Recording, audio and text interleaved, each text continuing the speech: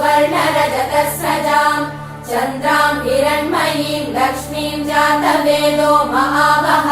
ताम् महावः जातवेदो लक्ष्मीमनपगामिनीम् यस्याम् हिरण्यम् विन्देयम् गामश्वम् पुरुषानहम्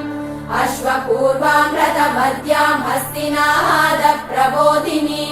श्रियम् देवीमुपह्वये श्रीर्महादेवीर्जुषताम् कांसोऽस्मिताम् हिरण्यप्राकाराम् मात्राम् ज्वलन्तीम् तृप्ताम् तर्पयन्तीम् पद्मे स्थिताम् पद्मवर्णाम् तामिहोपह्वये श्रियम्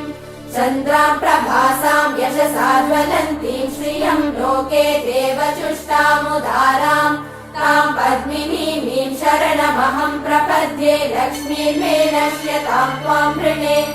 आदित्यवर्णे तपसोऽधिजातो वनस्पते